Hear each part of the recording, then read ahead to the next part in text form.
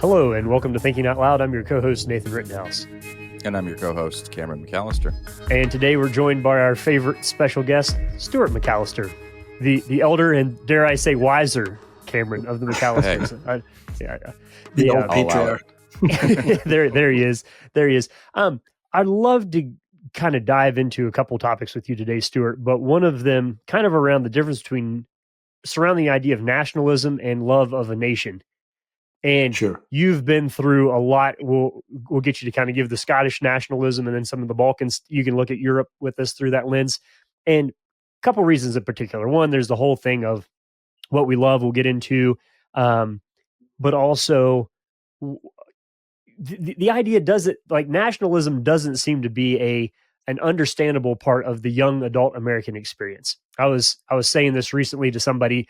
I said, in another global conflict or war or something, I don't really know that there's an idea of America that you're going to get young people fighting for in America. And so this is a very different thing that we live in now compared to how things, it's a whole new game. So could you, before we kind of get there and the future of the church and spiritual authority and the dynamics and all of that, religiously speaking, walk us through, kind of gives the autobiographical introduction to Stuart that walks us through that theme of nationalism and empire and disillusion and all of that.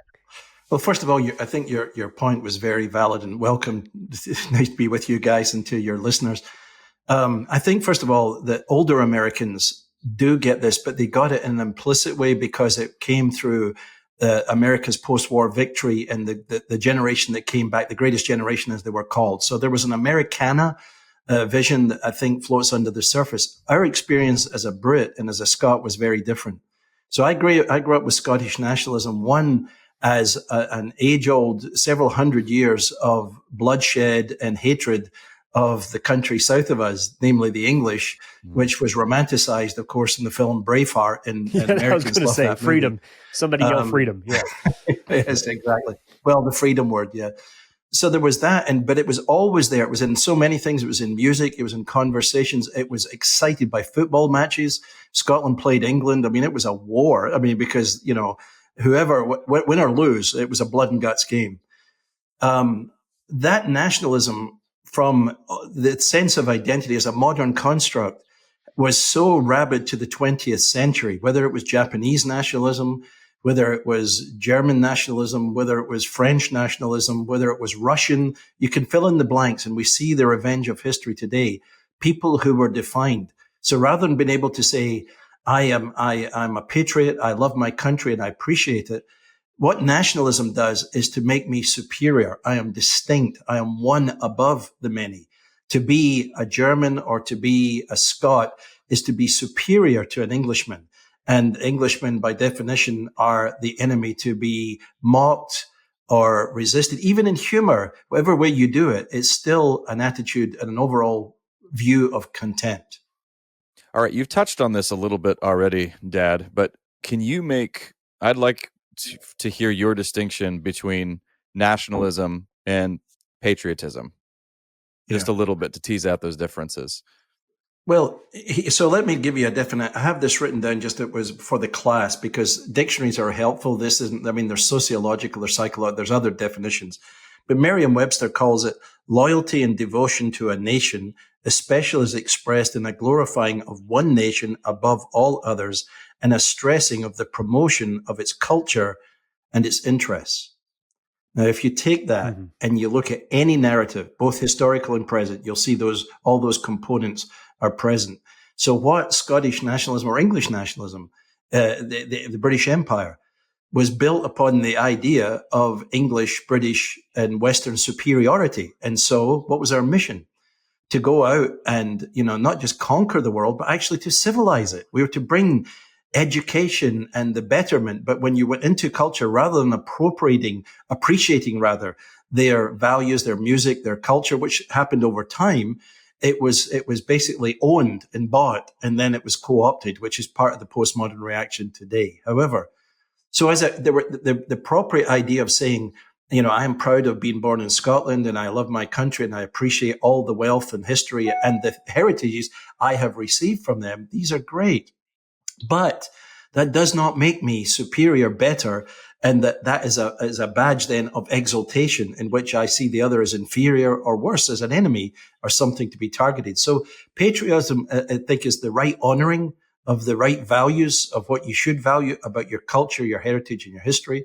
Nationalism is the exalting of that above others and almost making some kind of superiority and therefore enmity as the dividing line of some kind. Yeah, that's it's hard for us to wrap our heads around that. I think I was listening to the historian Andrew Roberts talk about Churchill, and he said, Churchill came to be in a time in which the British felt that they were superior to most of the rest of the world because they were white, and they felt superior to all the other white people because they were British. Yeah, and now we would look back at that and say, what kind of Stone Age caveman thinking is that? But that was not that long ago. But so I don't know. I on one hand, I love the idea of being like, yes, this is where I'm from, and these are my people. Maybe we do that a little bit with our which football team we root for now. Yes, but we kind have of to, form a tribe. We have to be careful. Where does that show up? I mean, in America these days, the danger is though. Well, it shows up in all kinds of things, Nathan. It's still inherited in the terms of superior. I mean, I think today, because of ignorance, I mean, the problem with in America is generally that we are such a big country that we basically have often operated as if the rest of the world doesn't exist. They're just a sideshow to what's going on here. And therefore, our awareness of them, if we go on holidays, it's surprising. We go on a short-term mission trip. Oh, my goodness, they speak other languages. There may be then things, kids who go on overseas and then they culture, oh, my goodness, you get this wonderful coffee or this great food, or they don't seem to live as frenetically. And then they start making comparisons, the us and them, which can be good or bad. And the travel does this. But generally, there's a strange thing within the American mix that although we are a polyglot nation, we have zones of people who are cosmopolitans, who have traveled and travel all the time because of business. And you have people who have hardly gone 20 miles in their life or whatever, or if they have, they've only gone within the state. So I think the attitudes that form around that, the awareness of the other, of other cultures, of other history, of the intersection of history, although we're affected by them, they're unknown players. So we don't see the connection of history and culture, except when we read something about the British Revolution, get rid of those evil Brits, and then, that we've had the Americans and, but the contribution to America today that is now being rediscovered about the Indian native peoples, about the African Americans, the millions of them who have shaped what America is today and are now having their voices heard, but we're trying to sort out, who gets to speak and so forth. I mean, I'm also curious. I've got another question that I'll keep in the quiver for right now about younger people. But so we did make the comment that when we're talking to younger people, nationalism seems archaic, almost alien to many people. However, yeah, right. We're also seeing a steady rise in nationalism, not just in the United States, but all over Europe. I know we can only really scratch the surface here, but I'd love to hear, Dad, some of your thoughts on what's driving that growing nationalism, not just here, but also in Europe and throughout the West. And you'd have to add India and China and many of the Asian countries, because it's exactly the same thing. I think what's driving it, Cameron, I think what everybody agrees, the core issue is identity. I think what's happened is the narratives and the stories where identity was kind of assumed and was therefore flowing along on a globalization narrative in which it was there, but it was just assumed that it was comfortable, if you like, because now the markers of identity of shape have been blown apart and they're now in conflict. Who says what I am? You have marketing agendas trying to shape us through economics into being a pure consumer. You have people imposing agendas from outside. You have people like Vladimir Putin telling the Ukrainians they're not really Ukrainians, they should be Russians. They were always Russians, even though Ukraine has a long independent status and they're fiercely different people. And when you start warring against identities and everybody throws their identity into play, demanding this is who we are. Am I a man? Am I a woman? Am I guilty? Am I as white? Am I marked by certain criteria that puts me as an evil creature? Well, who am I then? So I think the struggle is to define who I am, and we can't find stories to answer that. So the danger, what we're finding is that tribalism is on the internet. You find a cluster of someone who likes your music, wears your hairstyle, smokes your weed or something. And basically you create an identity, or you find an identitarian community. But I think even at the nationalism level, that's part of that, the search for meaning, for hope, for coherence. Can you clarify something for me here? So let's think 1970s. You're in Scotland. Was there a? So I guess I live I've grown up in a situation where the conversation is, what does it mean to be an American? What does that even mean? You know, we're so diverse. All the things you've said. You know, in a time in which maybe Scottish nationalism. Is that a conversation that happens within that of who's the in tribe, who's not really Scottish? What does it actually mean to be Scottish? How does language play into that? How do people maybe get marginalized who don't fit the national identity of what it means to be Scottish? Give us some of what was life on the ground like in those categories? Markers. Well, there were two very obvious markers. One was in the post-colonial meltdown in Britain, you had a huge influx of Indians and Pakistanis and Bangladeshis because of the war in India, because of British independence granted to India, which was long overdue. Some of those people fled from the violence, but the same communities then came, but they arrived in Scotland. And I mean, Scotland is little. I mean, it's pure white. I mean, it's whiteies all around. I mean, there's 5 million Scots, and that's what there was. So then, and Afro-Caribbeans as well coming in, you had that. The other side was anytime, as I said earlier, you had a football match or any internet in which English were involved, rugby or whatever, Scottish nationalism was at the fore. And then the memories, the songs, the Flower of Scotland, discussions and anti-Englishness, guys walking around, with Scottish flags on and, bringing out the tartan, which was less so when I grew up. That came more later, actually, to be honest, after Braveheart, the movie. But yes, it was there all the time, Nathan, and it was inflamed. So it was degrading the people amongst us who had come to flee, the Indians, the Bangladeshis, the Pakistanis, and using slanderous language and seeing them, viewing them and talking them as with epithets and jokes. Everybody had jokes. And the Englishmen, you hear the one about the Scotsman, the English, and the Irishman, then that was common. So, and for me, then growing up, I would go to a Scottish folk club, in which, you'd sing all these Scottish songs, people were getting drunk, and, at the end of the night, woe betide you found an actual Englishman in the Park Place. Because you had inflamed all these angry emotions, and it was not good. And I'll be honest to you, for my birthday, and Cameron will remember this, my daughter gave me the film Braveheart just after it came out. And I watched it one time, and I've never watched it since. I know the story, I know the film, but it aroused emotions in me that I knew I didn't need to. This time I'd be different now. There's time. I've learned how to handle this. But at the time, I didn't want that. I didn't want to be feeling anti-Englishness. I didn't want that old thing in my soul.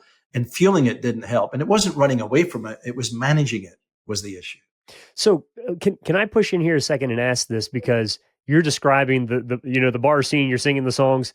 I would imagine there's a portion of your pre-Christian experience where that was fun, that there was a solidarity there, that there was a sense of belonging, community.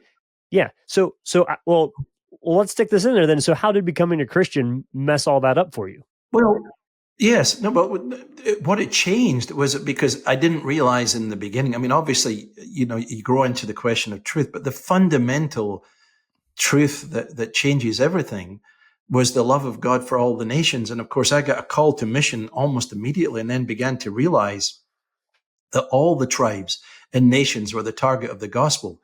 And of course, that anchors in us to the Imago Dei, that every man, woman, child is made in the image of God. So they have dignity, value, and worth.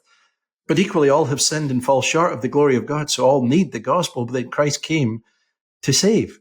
So I think those three universals are absolutely marvelous, that, we can see the dignity of each individual.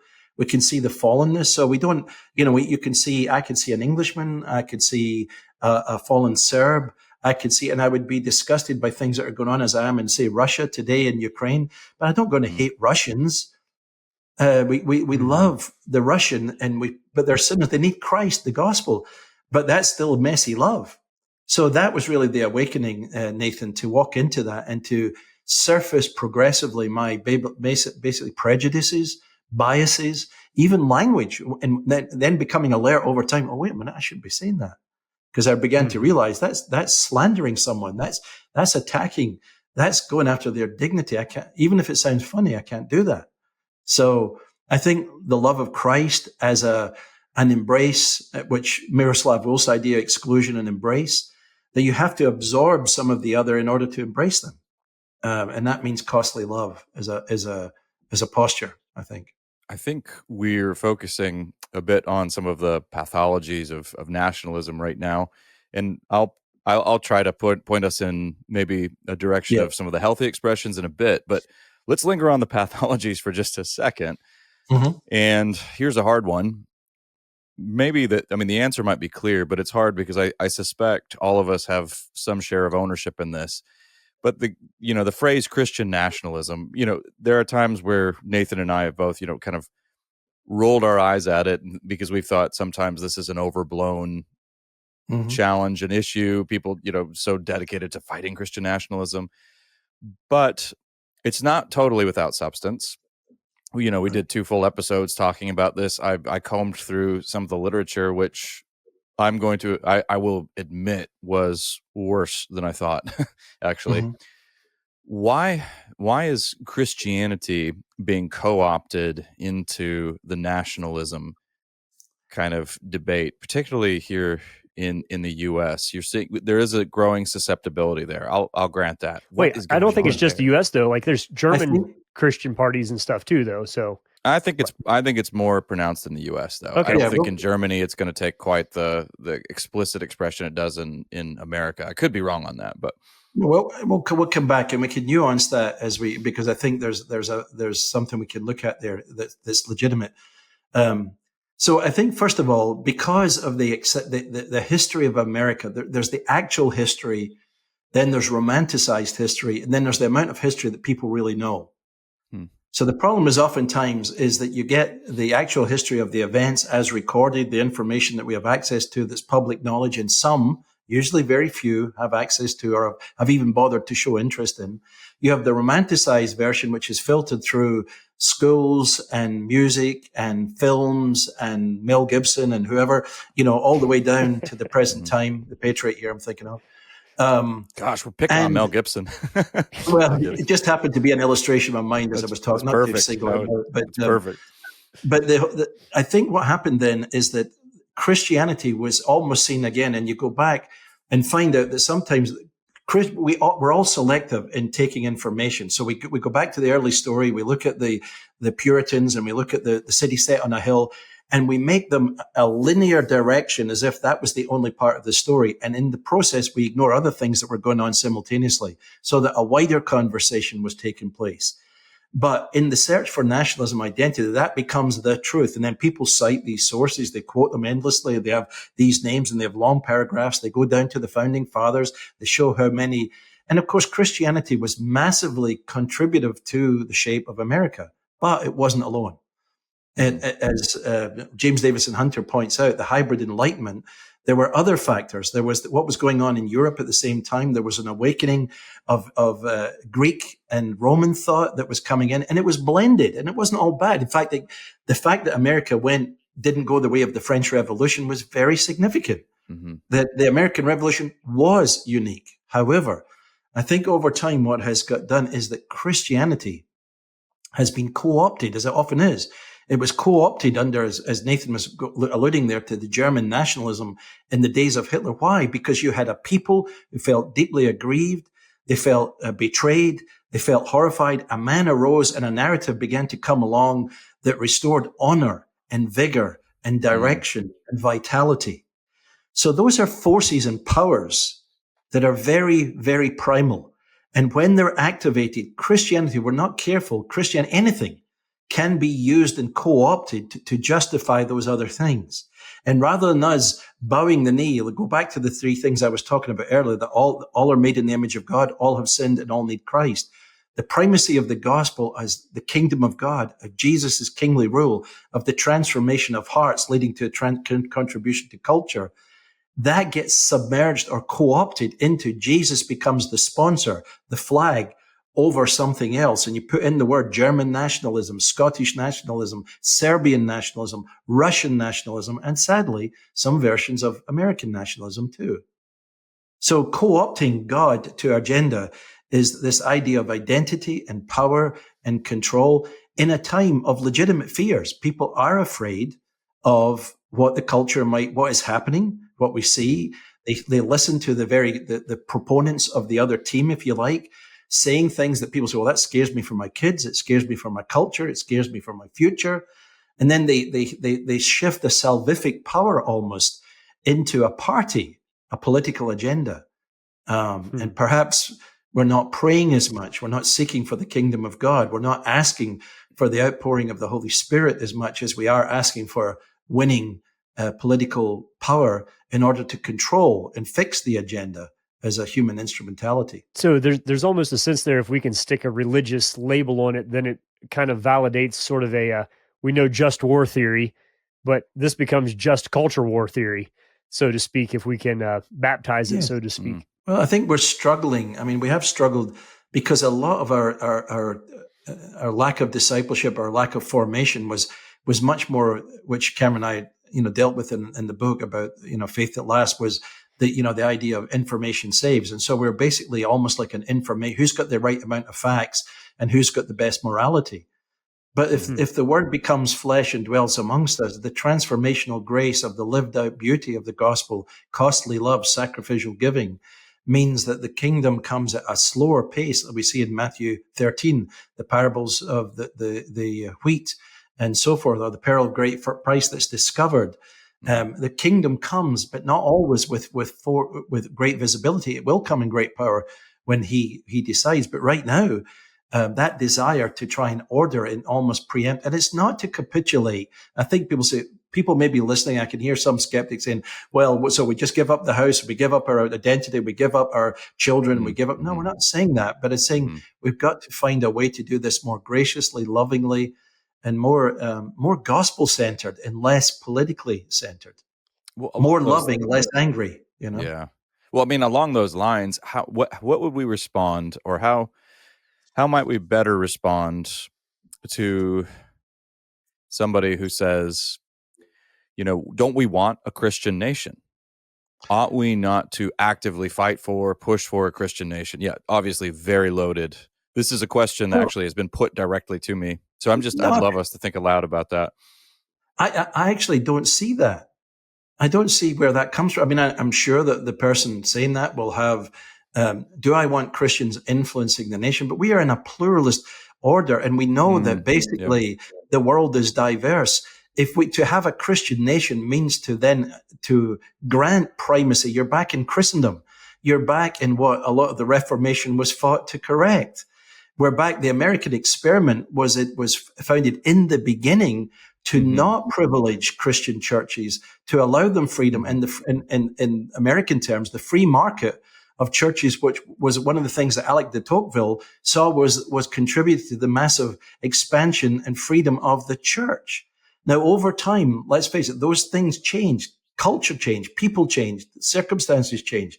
Once again, you try to co-opt this language. We're again trying to establish Christendom, not the kingdom of God. I would say the theology of the kingdom should be shaped out of Matthew chapter 13. And Jesus tells us again, it's how does the kingdom of God advance? By the sowing of God's people and the sowing of God's word. It's not about taking power. And if God gives us, if by God's grace a Daniel arises and they're fine, but then they have to be a Christian with capacity and competence, and they have to be truly representative in this culture of the range of the whole country. But if you say they're a representative, but they must impose Christian, like the Sermon on the Mount through Washington, D.C., you're going to have massive problems. There are 50 million people, there are half the country that would go up in war over such a thing. So when we say we want to be a Christian, I want to be a nation with Christians in it, but not a Christian nation.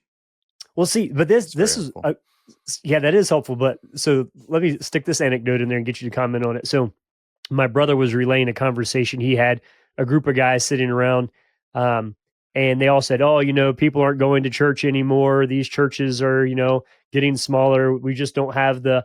And he said, wait a minute. How many of you have attended a church in the last month? None of them.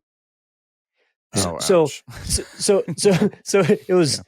So what is it about this Christian nationalism where we want the nation to be Christian, independent of our own action and behavior? I think you were speaking to that in reverse there, Stuart.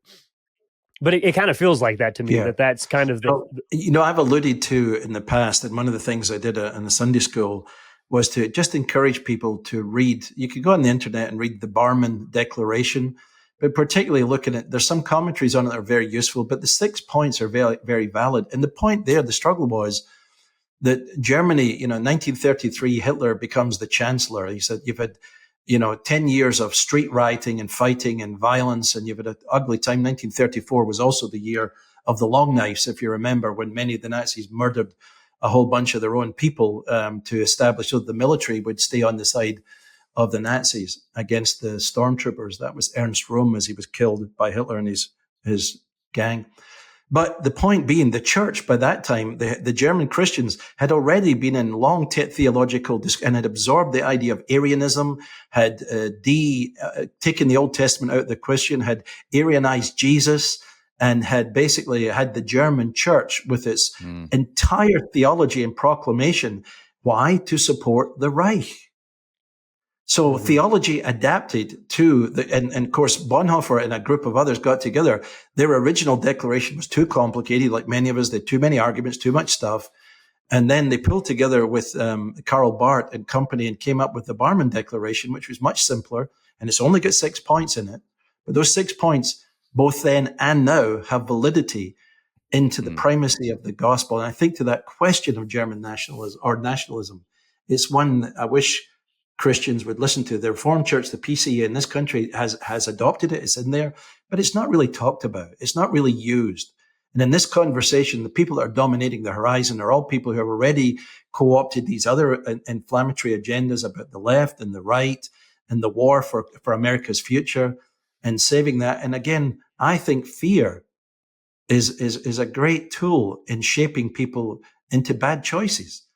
And rather than, what does it mean to trust the Lord with all our heart, to lean not on our own understanding, to trust him for his kingdom, to pray with Jesus in from Matthew 6, thy kingdom come, thy will be done on earth, in every state across the country, in every place, but praying for his kingdom, his rule, changed hearts, people who have surrendered to the king and model it by their transformed life. All right. Well, along those lines, Dad, the question I've been holding on to here, I'd love to put to you, because so there was a recent conversation with Patrick Deneen, whom we're all aware of, why liberalism failed and recently regime change. He was in a conversation with Rusty Reno from First Things, and he was talking about how when he used to teach at Princeton University, on some of the student housing, you'll have stars on there. And those stars represent students who had fallen in the line of duty in the wars. And he pointed out that this was in response to Rusty asking him, what would you like to see change in America, in the American cultural landscape? And he said, after the Vietnam War, the stars just disappeared. And because people in Ivy League schools are, they're the best and the brightest, so do not send them off to war. He said, I would love to see a rebirth of genuine patriotism. And as I heard him say that, I just thought, that sounds kind of it's hard for me right now to imagine that happening with younger people. I'm thinking about, just younger people in general. In your opinion, what would it take for something like that to happen, a genuine rebirth of real patriotism among younger people? Do you see it happening at all now? And if not, what is it going to take to get us, to reclaim a kind of larger vision like that? I don't know that I see it happening. I think it probably is, because I think there are like classical schools and there are other people who are trying to do an honest and healthy look at American history with all of its flaws, but all of its tremendous treasures and riches, and saying, and then orientating towards a vision of hope for the future. So I think, yes, there absolutely is a place for this. But the problem we need to understand is that with dealing with the consumer culture becoming an all embracing thing and psychological person, we have been set free rapidly to be manipulated about appetites and freedom to do what? To have sex, to get drunk, to do drugs, to wear whatever kind of coolest clothes you've got, to drive a fast car, to you have the body beautiful, to fly off mountains and live free, woohoo. But the idea it's based on negative freedom. Americans have come to see freedom as only being freedom from all restraints, historical, situational, and perhaps even internal through psychology. Positive freedom is like what Americans in the past, when they went from the Declaration of Independence to the Constitution, they said, no, our freedom needs a shape. Our country needs a direction. We need a structure. We need institutions, and we need habits and practices that will form us to be a people, a community together. So I think, yes, that's what we need. Again, a revival of a fresh conversation about positive view of being an American together, living principled pluralism, where we have to live with, as Os Guinness used to say, with our deepest differences. And we don't know how to do that right now. There isn't an answer right now, because all we can see is it's an all or nothing equation. But there must be a way, because I think God will give us a way if there are people of good intent, people of prayer, and people who will commit to converse and to search. So I think, yes, there's possibilities. And I think there are young men and women who want that, but we have to revive that pathway is disciplined, it's hard work, it's costly, and it involves creation or revitalization of healthy institutions. You can't do it without institution. The idea to say, get rid of the police, get rid of government, that's just anarchy and it's stupidity. Mm-hmm. We must reckon we need good institutions. We need how to manage the internet, how to manage these seductive forces in our life, how to build a common good vision for our locality, for our state, for our nation, in the light of global threats, because we do have enemies who are committed to our destruction. And those are realities. Where does the wise as serpent, innocent as doves fit into this? I think the wise as serpents means that as a Christian, you acknowledge what you know and what you don't know. And that we understand that there are people out there who are genuinely smarter than us, and they may not be Christian. In fact, oftentimes there are others, because they've invested their life in thinking and other kind of things. I'm thinking of people like Jonathan Haidt and many others who are very good voices, and they're allies. What Schaeffer used to call co-belligerents. So these are common good people. We need to find those co-belligerents, those people who say, look, I'm not buying your whole Christian package, but I affirm your right to believe, your church to worship, and your people to go to school, and your kids to live their life, and so forth. But we will differ on some things, and that's where the tension will come. But that will always be there. But we have to be willing to go into the messy mix and put skin in the game, but find the men and women of goodwill who really want to see work for the common good. And I think good being a key word here. What is the good? Not just my good, but what is the good? Is there a bigger good? As a Georgian, as an Arkansas person, from Illinois, what's the common good? And not just say, well, those people, they can move to California, we'll cut them off and they'll all fall into the sea, or something silly like this. If that's the option, then warfare and conflict really is the inevitable outcome of some of these things. Well, I think that gives us a lot to just sit with and think through.